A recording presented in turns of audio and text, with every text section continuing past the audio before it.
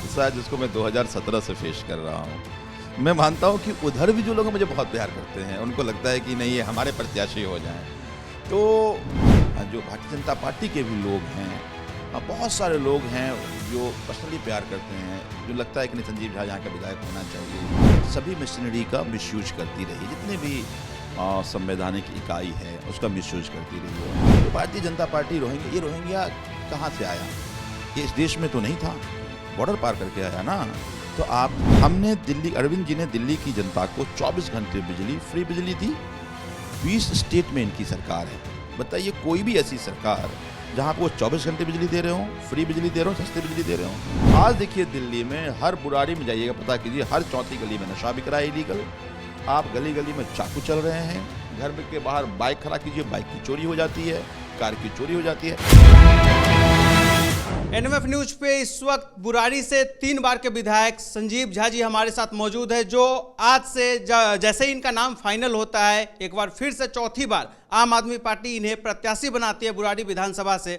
उसके साथ ही अगले ही दिन पदयात्रा पे निकल जाते हैं और जो है जनता के बीच जाकर अपने 10 साल के किए गए कामों को फिर से बतलाते हैं और लोगों से उनकी समस्याएं भी जान रहे हैं, गली मोहल्ले की क्या कुछ उनकी परेशानी भी हो रही।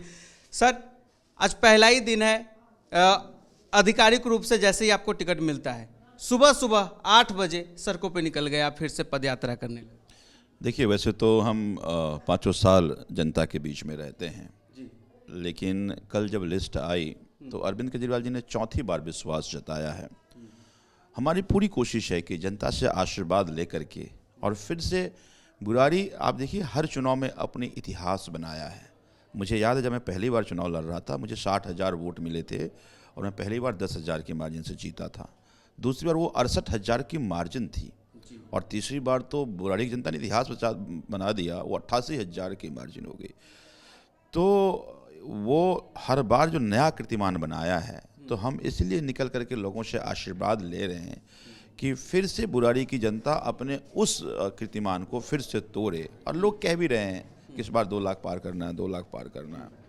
तो मुझे ये लगता है कि ये 10 साल जो अरविंद केजरीवाल जी ने काम किया है, 10 साल जो बुराड़ी विधानसभा में काम हुए हैं, उस काम के कारण लोगों का प्यार आम आदमी पार्टी से, मुझसे या अरविंद जी को कैसे है। और शायद यही वजह है सर कि जिस तरीके से कल जैसे ही नाम फाइनल होता है आपका इस सीट के लिए, बाहर मैं देखता हूं आपके दफ्तर के बाहर लोगों का हुजूम उमड़ पड़ता है। मतलब ये कोई प्री प्लान, ये ऐसा कोई नहीं था कि पहले से आयोजित कोई इवेंट हो, लेकिन एकदम से इतना जन समर्थन, ये अपने आप में बतलाता है कि मतलब बुराड़ी में संजीव झा लोगों में कितने लोकप्रिय हैं लोगों के बीच। बिल्कुल, देखिए जैसे ही लिस्ट आई लोगों में उत्साह था, क्योंकि जब तक प्रत्याशी की घोषणा नहीं होती हैं, जो हमारे समर्थक हैं या वेलविशर हैं जो प्यार करते हैं, उनके मन में चिंता होती है।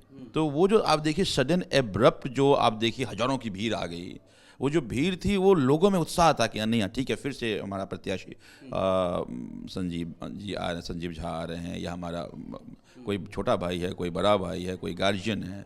तो वो जो ये परिवार है हमारा, तो वो परिवार में कुछ उत्साह का माहौल था। और यही कारण है कि लिस्ट के आते ही 1 घंटे के अंदर देखा आपने कि हजारों की भीड़ यहाँ थी। तो मुझे लगता है कि यही एक, आप अगर अपने लोगों के बीच में रहते हैं, लोगों को एक परिवार का माहौल बनाकर रखते हैं, तो फिर परिवार बन के लोग टीम स्पिरिट से काम करता है। वही टीम स्पिरिट कल आपको दिख रही होगी। बात जब जनता की हो रही है सर, तो जनता में बीते दिनों कुछ एक कहे तो फेक नैरेटिव भी फैलाया गया है, कुछ गलत मैसेजें गई कि संजीव झा जो है इस बार पाला बदल रहे हैं, ऐसा कुछ। मतलब कितनी सच्चाई थी उस खबर में सर? देखिए मुझे लगता है कि ये एक हादसा है जिसको मैं 2017 से फेस कर रहा हूँ। मैं मानता हूँ कि उधर भी जो लोग मुझे बहुत प्यार करते हैं, उनको लगता है कि नहीं ये हमारे प्रत्याशी हो जाएं। तो कई बार एक्सपेक्टेशंस होते हैं लोगों के कि नहीं ठीक है, संजीव झा मेरे साथ होते ज़्यादा अच्छा होता। तो वो आपस में बात करते हैं और फिर वो र्यूमर बन जाती है। मेरा कोई लेना देना दूर दूर तक नहीं है। लेकिन जो बुराड़ी विधानसभा में जो भारतीय जनता पार्टी के भी लोग हैं, हाँ, बहुत सारे लोग हैं जो पर्सनली प्यार करते हैं, जो लगता है कि नहीं संजीव झा यहाँ का विधायक होना चाहिए। चूँकि काम तो उनका भी हो रहा है, मान लीजिए गलियाँ बन रही है, सबकी गलियाँ बन रही हैं, नालियाँ बन रही हैं, सबकी नालियाँ बन रही हैं। जितने भी डेवलपमेंट के वर्क हैं, वो डेवलपमेंट वर्क के बेनिफिशरी तो वो भी हैं, चाहे सरकार की बिजली का हो, पानी का हो, बसों में यात्रा का हो, स्कूल का हो, मोहल्ला क्लिनिक का हो, या अभी जो 2100 रुपये की घोषणा है उसकी बेनिफिशरीज तो वो लोग भी हैं।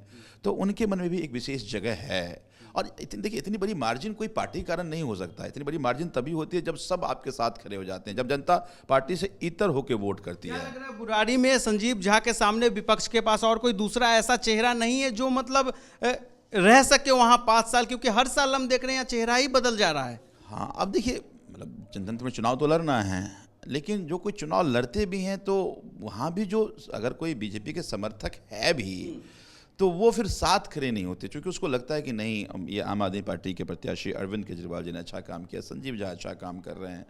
तो फिर वो लोग जो बहुत स्ट्रॉन्ग सपोर्टर हैं उनको अगर छोड़ दीजिए अगर, तो या तो लोग घर बैठ जाते हैं या चुपचाप प्रचार करते हैं।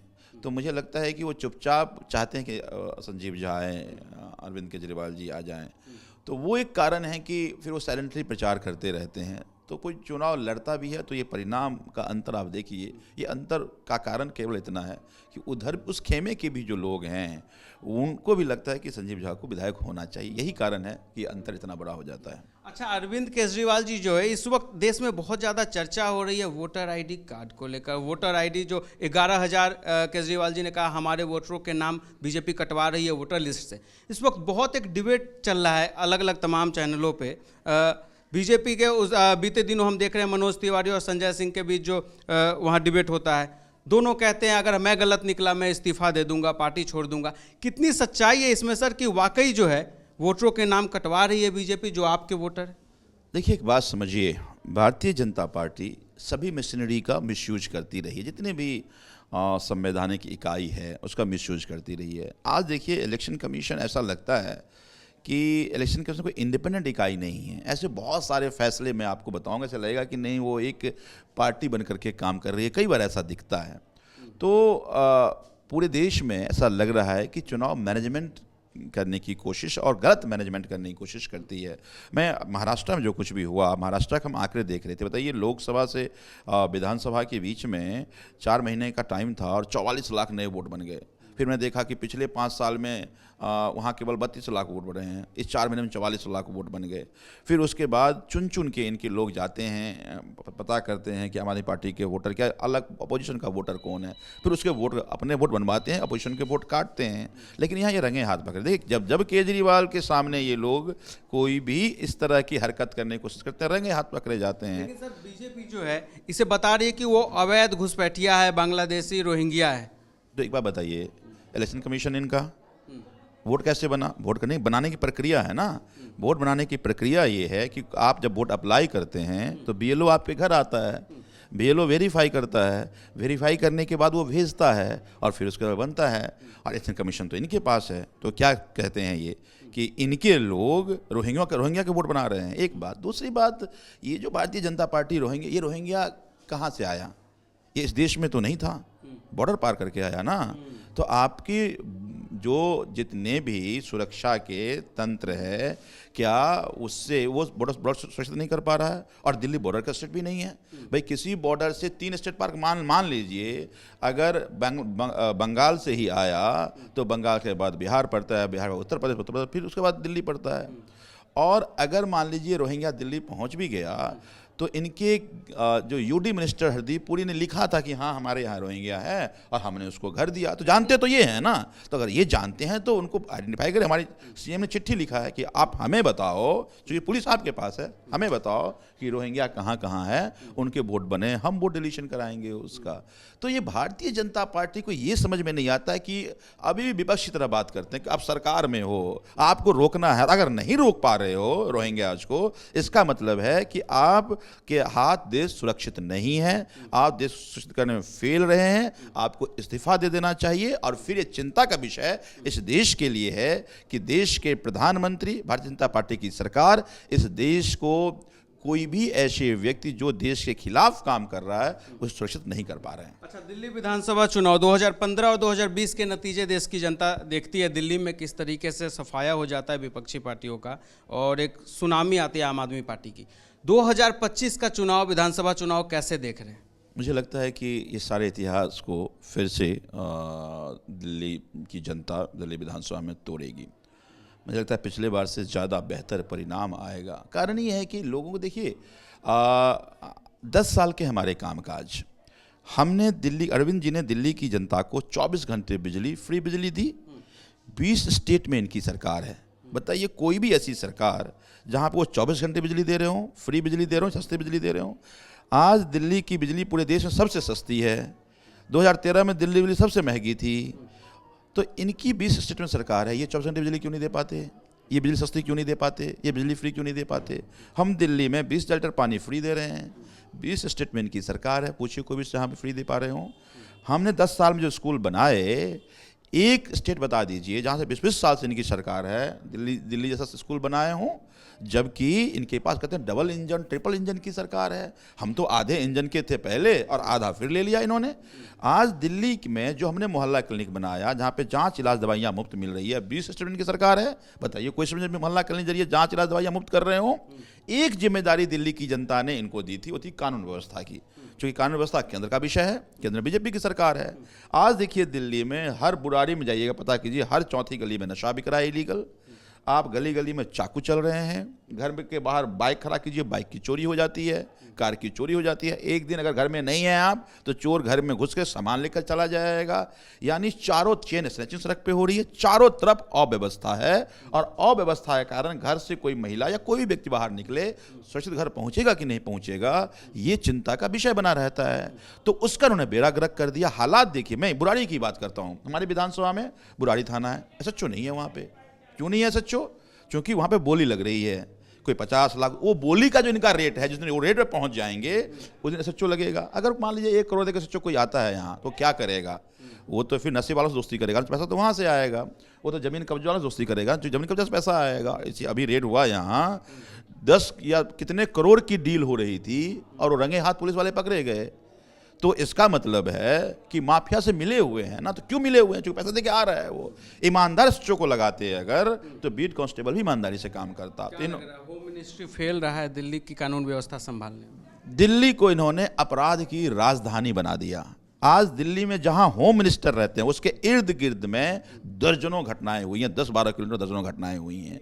दिल्ली के LG कभी किसी पुलिस की मीटिंग नहीं बताइए। पर बताइए, मैं एक और बड़ी बात बताता हूं, दिल्ली के जो हमारे UT कैडर्स में का पिछले 5 साल से देखिए IPS कमिश्नर नहीं बन पा रहा है। कमिश्नर बाहर, तो दिल्ली की समझ ही नहीं है उसको। और वो बेड़ा गर्क कर दिया। जो लोग बाहर से आए कमिश्नर बन के दिल्ली में, उनको दिल्ली की पुलिसिंग नहीं पता, दिल्ली की चैलेंजेस नहीं पता। वो अनाप शनाप डिसीजन लेते हैं, जिसके कारण, या भ्रष्टाचार कारण होता है निर्णय लेने का, जिसके कारण दिल्ली में आज ये अव्यवस्था है। तो केंद्र सरकार की मिलीभगत से आज दिल्ली की कानून व्यवस्था का बेड़ा गर्क हो गया है। दिल्ली अपराध की राजधानी बन गई है। चलिए, जाते जाते एक आखिरी सवाल, 70 में से कितनी सीटें आम आदमी पार्टी इस बार जीत रही है विधानसभा चुनाव में? मुझे लगता है कि पिछली बार का जो सीट के आंकड़े थे उससे पार हम कर जाएंगे। पिछली बार के आंकड़ों को पार करेंगे, 62 का जो? बिल्कुल बिल्कुल, चलता है 62 के आंकड़े को हम पार कर जाएंगे। तो आपने सुना, हमारे साथ इस वक्त बातचीत करने के लिए आम आदमी पार्टी के 3 बार के बुराड़ी से विधायक संजीव झा जी थे। NMF न्यूज़ के इस वीडियो में फिलहाल इतना ही। धन्यवाद।